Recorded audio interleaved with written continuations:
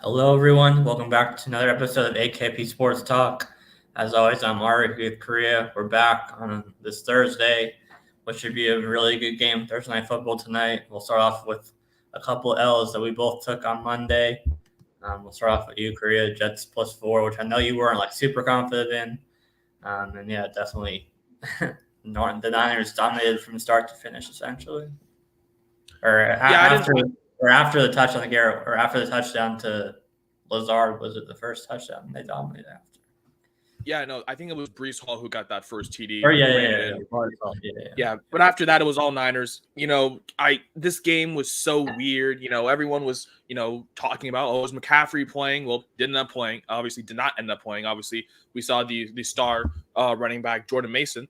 So that was nice to see. The star running back, but this game was just weird for me. Obviously, all the systems were pointing to the Jets and everything, but you know, the Niners were just becoming more and more of a public, not like a sharp, like the sharp side. The Jets were the sharp side, and then it became the Niners. After all the people were on the Jets, I saw everyone on them. I didn't really like them, and well, obviously, it was just all Niners. They just really controlled the line of scrimmage with their ground game. Obviously, it was led by Mason out of the backfield. He had he had 30 carries. I saw a stat that even McCaffrey didn't even have that many carries as his time as the Niners. So it was just all ground game. It was just never the Jets really getting anything going. Their offense was slow. Obviously, Nick Bosa and that whole defensive line made themselves pretty familiar with the backfield. Obviously, getting through the offensive line of the Jets, still having some offensive line issues after all the supposed additions to their offensive line. So, the Jets, obviously they made a little bit of a comeback late, but did it help them cover the spread? Absolutely not. Obviously, it was all Niners all day. Obviously, they just absolutely covered. Obviously, it was pretty sweat free after the second or third whatever touchdown was from George. I turned it off after. It was just too depressing to watch. But you know me, I'm a Seahawks fan, so I can't watch Niner football and be happy about it. So obviously Jets +4. That was a bad beat right there. Obviously, like I said, all this I wasn't even that confident going into it. All the systems were pointing to the Jets, but I just couldn't really back that myself to say it was such a great confident one. So I guess I'm not beating myself up too much over it, but still, it was just never the Jets. So, Ari, I know you had a different play. How'd you do on Monday? Yeah, it was a tough L for me. Um, as soon as Brees Hall fumbled early and it led to the Niners field goal. I mean, it was only a field goal, but with this line, like every point, matters with how low this line was, and I was banking on good defense, which we got. Just like you mentioned, hopefully no. I'm kind of because I talked about some turnovers, and he said hopefully no turnovers in close to on the other side of the field, and that's what happened when Brees Hall fumbled. I think it was Fred Warner who punched it out. Um, fortunately, they held him to a field goal, the Jets, but then the Jets scored a touchdown right after that. And so then that was already 10 right there. So, it was tough, but even still, it was at 20 at the end, and it was a Jake Moody field goal. Um, yeah, I think they had like a chance to stop him on third down near midfield, and the 49ers would have punted with like less than a minute left in half, down them in their deep in their territory, but they couldn't get the stop. So it was at 20 until Moody hit a field goal. I think it was 16-7. I think it was 13-7. And then Moody hit a field goal with like 10 seconds left or 20 seconds left in half to make it 16-7. So obviously always tough to lose a total in the last, 30 seconds or whatever. But, it was a low line. So there was a lot of ways it could have gone over. But I was still pretty confident through most of the second quarter. And because the Jets defense held the Niners for 3 and outs the first couple of drops, they were getting some pressure on Purdy and all that, and then after that, the Niners scored. I think it was like 8 straight scoring drives at one point I want to say. So they like you said, they dominated the whole game and established their dominance obviously.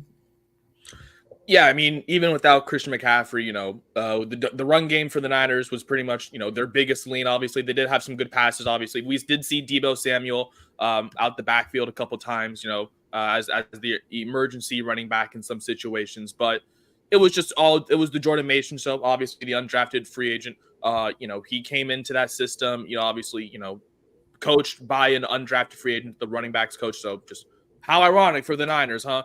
The guy who's coaching an undrafted free agent, it was an undrafted free agent. How ironic, right?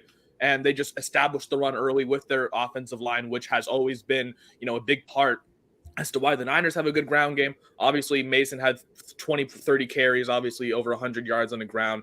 Jets really couldn't do anything to stop him defensively. You mentioned, throughout that first half, it was looking pretty good for that under, obviously, after, the Jets got that TD, they only have 7-3, obviously very defensive, drives, 3-and-outs on both sides. But you mentioned, turnover, that's pretty much the killer. Obviously, a turnover in your own part of the field. Obviously, you mentioned, Breece Hall got the ball punched out by Fred Warner, and obviously that was early. But that could have been the difference between this hitting and this not hitting. Obviously, because they did hold the 3 on that possession. So that was a tough one to see for you. Obviously, tough losses for both of us on Monday. But obviously, bouncing back here, just washing last week out, because last week was ridiculous. That was horrible.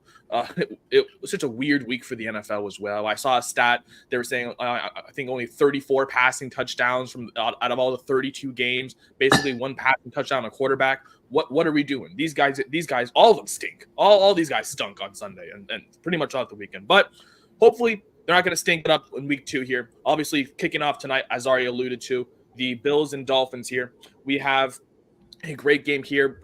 This is a lean personally. I don't really like anything concrete. There's been so many questions, obviously, especially on Miami, because Miami's running back room is injured. Mostert is already ruled out. There's, I guess, optimism for A-Chain. We did see this morning that he is probable, but he's still a game time decision. So there's nothing official that's going to be coming in until probably around 4:30, when inactives are reported, 4:30 Pacific time as well. So, it's all speculative. So that's why I'm not really liking anything official, just because of injuries. And I know if A-Chain's out, I think that may change their whole offense, because they're going to be missing their 2 leading backs. So with that, I'm giving it out here. I'm giving it out the Bills Dolphins here. I liked it, although I saw it at 50, but now it's creeping all the way down to 48. I probably only take it here. This is probably the only way I would. With this under, it's weird because the system, primetime unders, I talked about it for the first game, and, that barely hit, obviously, but it did. It was obviously by the hook. But if you want to talk about how the primetime unders have been doing after that, after that Thursday night game, they're 0-3. It's not looking good for primetime unders right now. And now you got 2 teams, obviously, and you just think over with these 2 teams, right? You look at the Dolphins' offense, fast, speed. You look at Tyreek. You see Jalen Waddle. Obviously, they have fast guys. If A-Chain's going tonight, obviously, there's another fast guy. On the Bills, obviously, there's a whole new offense with Allen kind of being, more of the ground guy with using his legs, to escape out of the pocket. They do have some good receivers. We did see a little bit of Shakir. We did see Matt Collins emerge. Maybe we'll see a little bit more of Keon Coleman tonight. Who knows? But in terms of these 2 teams, I'm just liking the under here. I just like the fact that it's going to be a low-scoring game. You have the Bills, who are obviously, it's a short week. They're going down to, Miami. Look, Miami's defense did enough. I wouldn't say so enough, but they did enough against Jacksonville, obviously, to get the win and obviously keep that game under. That game finished at 37. You look at how the Dolphins won that game, right? ETN fumbled on the 1, right? Oh my God. It's like that. It's just that kind of luck. And then same game, Tyreek had that 80-yard TD with the arrest celebration, right? So that happens, and you think, oh, well, it could have gone, anything that could have gone wrong for the Jags did. So that's why I didn't really like the Miami side there. And then I just saw the stat this morning. Josh Allen is 6-0 on Thursday night. Who would have told me that? I didn't know that. You want me to fade that? 6-0? See, and the Bills are 1-11 ATS on Thursday. See, that's why I didn't like any side. Going to my gut with primetime unders, but the fact that this under is already going down, the total is going from 50 all the way down to 48. I'm just going to stay off of it here. I don't really like it anywhere below 48. So if your books are getting that around 47.5, I just stay off of it. I think that the way this is going, with these primetime unders so far after that Thursday night game last week, 0-3 so far, not looking too good.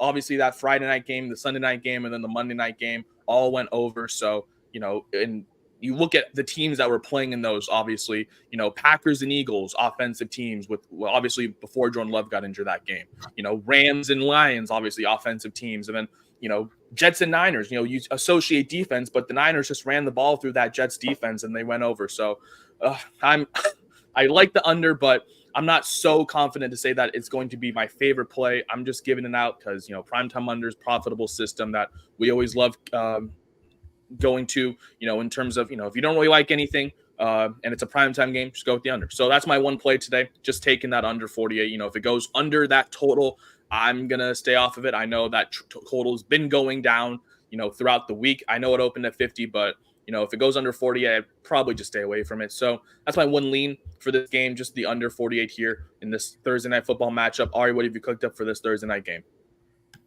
Yeah, I'm just going right to the Bills ML tonight. Historically, Tua is 1-6 versus Buffalo and Josh Allen. Josh Allen 6-0 on Thursday Night Football, so he knows how to win on a short week. Obviously, those are all different teams than what they have this year, but I still think it's Josh Allen who makes everyone around him better, and all of that. I think we're going to see more Dalton Kincaid this week. He was partly involved last week, but I think this is a better matchup defensively for him to get more involved. And then you have a decent enough amount of weapons with obviously Cook out of the backfield, Shakir, Keon Coleman. Maybe Curtis Samuel gets more involved. Maybe he was hardly on the field last week, which I didn't expect. But I think it's going to be definitely, obviously, a competitive, close, divisional game like it often is. Like you mentioned, the uncertainty of the Dolphins' backfield. It sounds like A-Chain's leaning, trying towards playing, but nothing official yet. Obviously, Mostert's already ruled out. This is more so just a matchup thing for me with Josh Allen, as well as some trends a little bit, like with what I mentioned with Tua's career against the Bills. I mean, the defense isn't the same either, so I don't think they're going to completely shut them down. But Josh Allen knows how to win on short weeks, and I was higher on the Bills than most this year, and I know most, with all that they lost, including Diggs, were lower on them this year. But I'm just taking who I still believe to be is a better team in the Bills, despite it being a short week and all they lost and all that. I'm still a believer in the team, and I'm rolling with them tonight. Yeah, I definitely see why you're rolling with the Bills. Obviously, is more, in terms of, injury side, you mentioned, A-Chain, is trending toward the right direction, but you truly never know. Obviously, people were saying McCaffrey was probably going to be playing, and then obviously it was shocking that he was ruled out, obviously. So, you never really know until the official ruling. So just to be on the safe side, taking the better team, the healthier team in the spot, the better matchup here for the Bills. I do like that spot for you. Obviously, the only time you mentioned Tua has gotten a win over Josh Allen and the Bills, it was that infamous game where I think, what was it, Dorsey in the press box was slamming and and just absolutely berating in the press box up there. Obviously after that failed, whatever play that happened was, I think, was that 2 years ago or last? I think that was 2022. So that was the last time the Miami. That was the only one Tua has over Josh Allen, throughout this, battle between the two teams, including the playoffs as well. So I do like the Bills for you, just taking, the better team in this spot, the team that has, done historically better, in the better matchup here. You mentioned, I don't really like, Miami's injuries right now with that offense right now, I mean, obviously, losing two of your backs is huge, but those two especially, those are two guys that can get the ground game going, to get those lead backs. And obviously I've seen Jeff Wilson's name mentioned as, potential guy who's going to be getting some good reps out of the backfield, but he's an aging back as well. So I don't really like that play for me as well. So I do just like the Bills as well. I like that's a good play for you. Just taking the better team in this road spot. Obviously you mentioned Allen 6-0 on Thursday nights. I saw the Bills 11-1 ATS all time on Thursday nights, I think. Or maybe it's under McDermott, or I forgot who it was under, but that's still pretty good. And obviously Allen undefeated on Thursdays. Looking to make that 7-0 for you tonight. Love that play for you with the Bills. And obviously my lean, just with the under here, just under 48. Don't really like anything else. I just really, I'm giving it out as a lean. I liked it at 50, but it's been going down all week. If it goes under this total of 48, I'm not going to take anything else. But those are the two plays, under, and then obviously the Bills money line for Ari. You can find both of these plays, of course, on our Twitter below, AKP Sports Talk. We'll have the full card and video posted momentarily. But obviously, we're going to be back tomorrow for another weekend preview. Obviously, Saturday, we have some more college football week numero trace in college football. And then obviously week two in the NFL on Sunday. And obviously we'll be back on Monday to recap how we did this coming weekend and obviously give out our best bets on Monday for that Falcons and Eagles game on Monday night. But that's going to do it for this episode of AKP Sports Talk. That's Ari. I'm Korea. We'll be back tomorrow to preview the weekend. Have a great day, and we'll see you tomorrow.